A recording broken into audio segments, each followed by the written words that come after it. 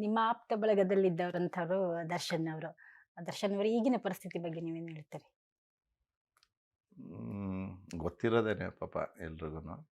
But ಒಳ್ಳೇದಾಗಲಿ, ಎಲ್ಲ ಕಡೆಯಿಂದ ಹೊರಗಡೆ ಬಂದು ಇನ್ನೂ ಹೆಚ್ಚಿಗೆ ಚೆನ್ನಾಗಾಗಿ ಚಾಮುಂಡೇಶ್ವರಿ ದೇವಿ ಕಾಪಾಡಲಿ. ನಮಗೆ ಅಂದರೆ ನಾವು ಆಗಲೇ ಹೇಳ್ದಂಗೆ ನಾವು ವಿ ಆರ್ ನಾಟ್ ಜಡ್ಜಸ್. ನಾವು ಜಡ್ಜ್ ಅಲ್ಲ. ಆಮೇಲೆ ಅಲ್ಲೇನು ನಮ್ಗೆ ಗೊತ್ತಿಲ್ಲ. ಬಟ್ ದೇವ್ರ ದಯೆಯಿಂದ ಎಲ್ಲರೂ ಚೆನ್ನಾಗಾಗಲಿ, ಆ 2 ಫ್ಯಾಮಿಲಿಗೂ ಒಳ್ಳೆಯದಾಗಲಿ ಅನ್ನೋದಷ್ಟೇ ನಾವು ಹೇಳ್ಬೋದು.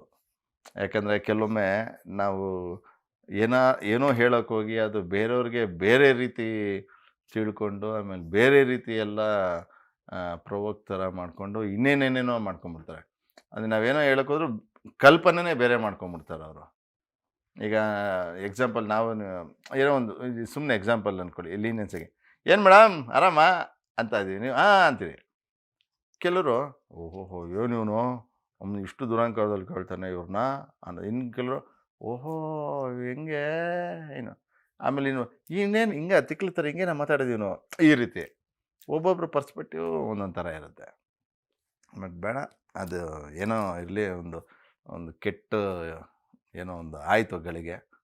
ಒಳ್ಳೆಯದಾಗಲಿ, ಚೆನ್ನಾಗಾಗಲಿ ಅಷ್ಟೇ. ಯಾರೇ ಆಗಲಿ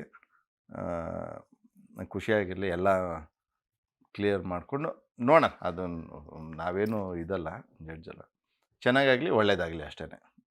ಯಾರೇ ಇದ್ರೂ ಅನ್ಯಾಯ ಆದವ್ರಿಗೆ ಯಾರಿಗೇ ಇರಲಿ ಒಂದು ಒಳ್ಳೆಯದಾಗಲಿ ಅನ್ನೋದಷ್ಟೇ. ಅದು ನಮ್ಗೆ ಗೊತ್ತಿಲ್ಲ ಯಾವ್ದು ಏನಾಗಿದೆ ಅನ್ನೋದು. We are not judge. ನಾವು ನೋಡಿಲ್ಲ, ಮತ್ತೊಂದು ಏನೂ ಇಲ್ಲ.